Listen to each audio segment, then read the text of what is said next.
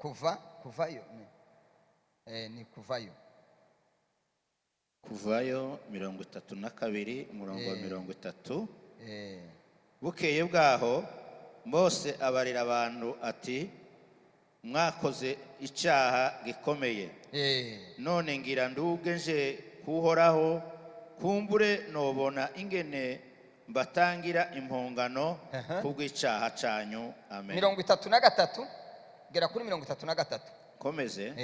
Nuko Mose asubira kuhoraho aravuga ati tegera bwirukiro abo bantu bakoze icyaha gikomeye koko bicuriye ikigirwamana cy'izahabu. 32. Ese icomba ukabaharira icyaha cyabo nabo naho bitashobotse jewe ufume usibaganya izina ryanje mu gitabo cyawe wanditse. 33. Uhoraho yishura Mose ati uncumuye ko wese niwe nzosibanganya mu gitabo canje. Amen. Amen. Turi ku rwego rwa kabiri rw'amasengesho, urwego rwo gutekereza abandi, kwiyumvira abandi, gusengera abandi, ukagera no mu rwego rwo kuba umu intercesseur ushobora guhuza abantu n'Imana. Isirayeli baracumuye ngo amare gucumura, Imana irarakara. Nta muntu wari ufite uburenganzira bwo kwegera Imana. Mose arazamuka ngo aje imbere y'Imana, aza kwitwarira aba bantu, aza kubavuganira ku Mana. Imana iramubwira ati aba bantu niko basanzwe, niko baza bamenya, bagenda bananirwa, none ubagirira imbabazi. Iyo usomye hirya, Mose yabwiye Imana inshuro 3. Imana iramwangira, iramubwira ngo ibyo wayivuga ntibiraja mu matwi, nafashe umwanzuro wo kubarimbura, witonde. Iri ni ryo jambo rya nyuma Mose yabwiye Imana. Imana irigarura, iramubwira ngo ikintu cyanyuma, nimba udashoboye kubabarira, kubaharira ibyaha byabo, kuri izina ryanje mu gitabo cy'ubugingo. Imana iravuga ataya iki kintu sinogishobora, nza nkura abantu izina mu gitabo cy'ubugingo, abancumuyeko. Ariko utancumuyeko ntibikunda. Niho Imana yigaruye. Iryo sengesho nimwumva ko rikomeye, ariko ndiryo gusabanisha n'Imana.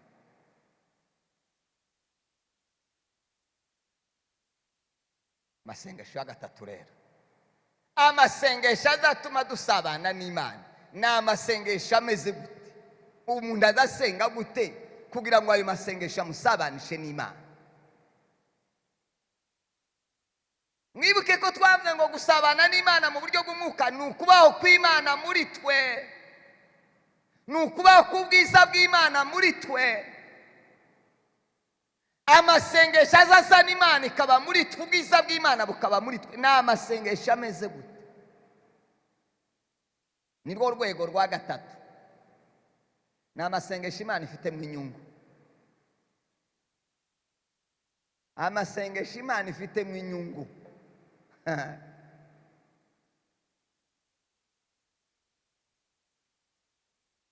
Amasengesho Imana ifitemo inyungu niyo azadusabanisha n'Imana, kuko nibiyireba.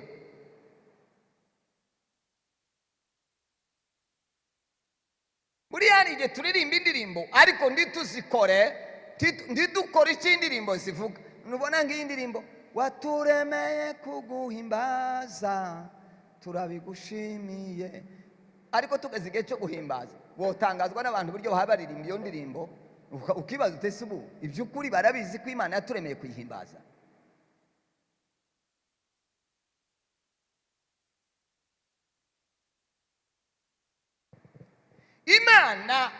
Imana ikunda inyungu. Imana ntiyapfuye kuturema gusa ngo idushire ku isi idafite icyo ituremeye, no kudushira ku isi.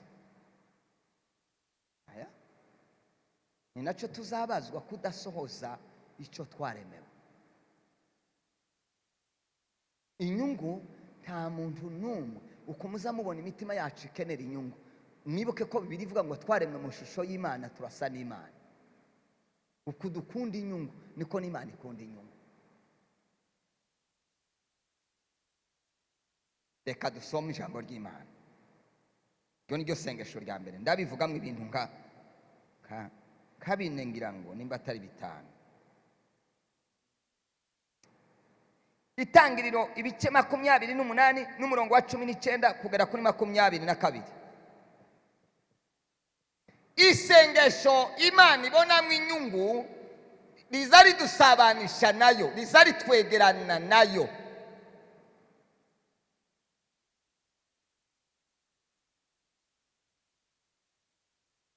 Reka bahasome 28 Itangiriro.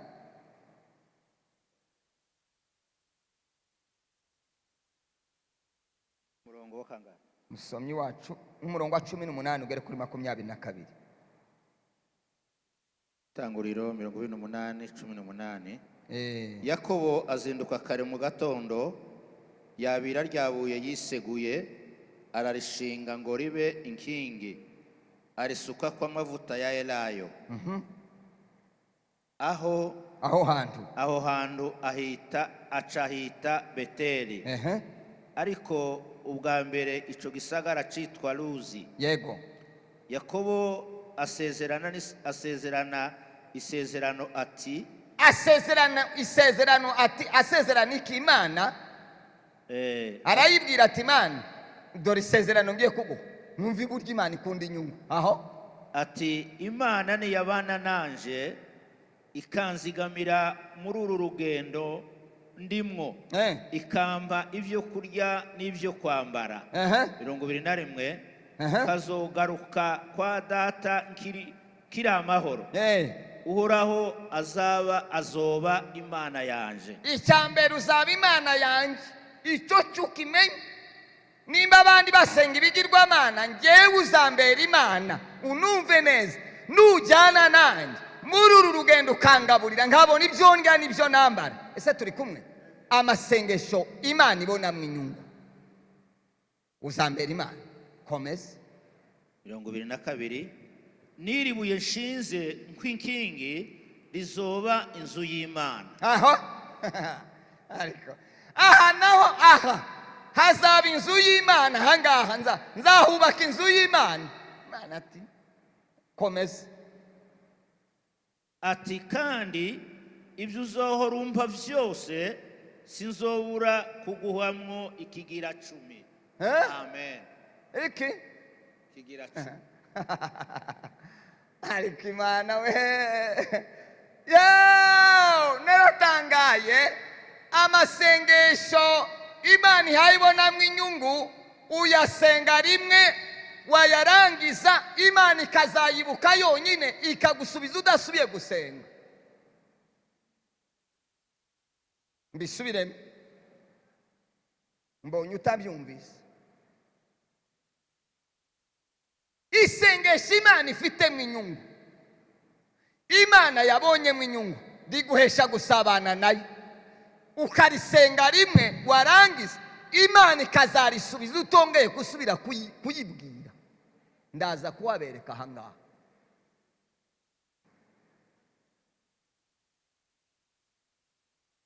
Yakubabwira Imana ati we wanze unumbe, uzunumva ndabizi, dore isezerano ngusezeraniye. Imana ataho ngahe vuga. Aravuze cyane ngo agere ati ibyo uzampa byose nzabiguha mu 10 byose.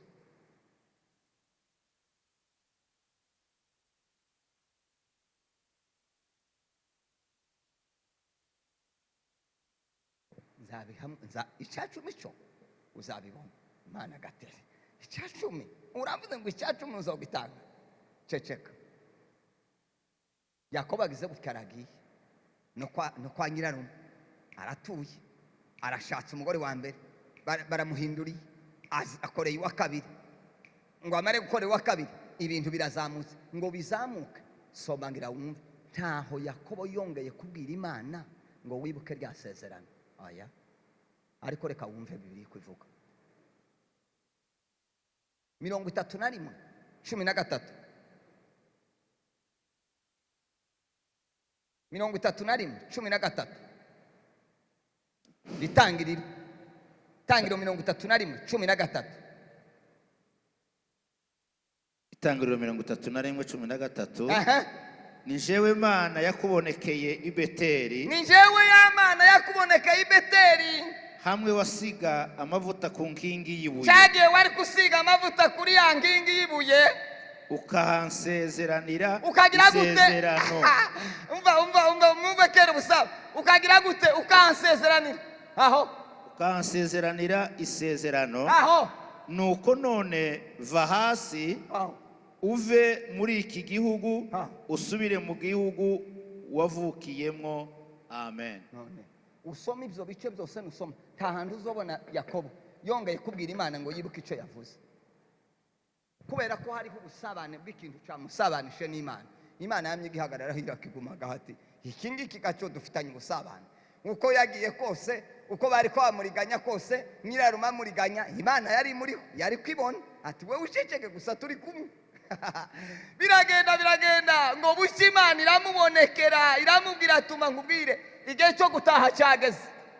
Ntiyigeze asubira kubaza kubera yuko hariho ubusabane. Imana yagumaga ikagendana nayo. Sema amen. Sengesha Imana ifitemo inyungu. Imana irihoraho, izihora iryitegereza, ihayirireba. Wamanuka ikamanukana nawe, wazamuka ikazamukana nawe, waryama ikaryamana nawe, wabyuka ikabyukana nawe. Kubera iki? Hariho imigenderanire.